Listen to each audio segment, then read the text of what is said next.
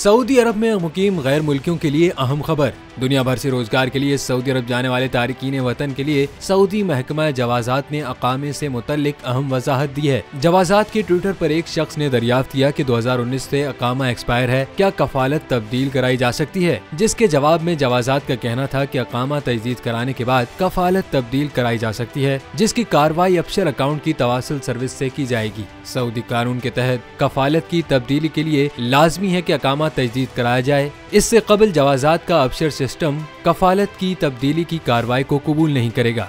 Saudi खुदकार system के तहत जो प्रोग्राम फीड किया गया है वो एक्सपायर अकामा की सूरत में एक्टिव नहीं होता। जब तक सिस्टम में अकामा की तजदीद न कराई जाए, अकामा होल्डर की फाइल ओपन नहीं होगी। फाइल ओपन न होने की सूरत में कफालत की तब्दीली का अमल भी मुमकिन नहीं होता। अकामा एक्सपायरी पर जुर्माना 500 रियाल अदा करने के बाद अकामा तजदीद की फीस जमा कराना होगी। बादअज़ा कफालत की तब्दीली की कार्रवाई की जाए। वाज़िह है कि अकामा की सालाना बुनियाद पर तजदीद कराई जाती है। अकामा पहली बार एक्सपायर होने पर 500 रियाल और दूसरी बार अकामा एक्सपायर होने पर जुर्माना 1000 रियाल आयद किया जाता है।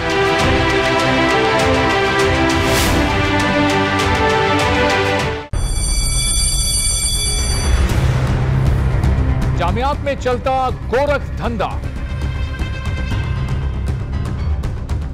नौजवानों के मुस्तकबिल से खेलने वाली काली भेड़ों के आगे हुकूमत और इंतजामिया मुकम्मल बेबस। मुस्तकबिल के मेहमानों के तहफ्फुज के लिए बोल ने उठाई आवाज, सहाफती फराइज को निभाते हुए पहुंचाई हर खबर अवाम तक। बड़े स्कैंडल से जुड़े तमाम हकाइक रखे अवाम के सामने, क्योंकि बोल है पाकिस्तान का नंबर 1 न्यूज चैनल।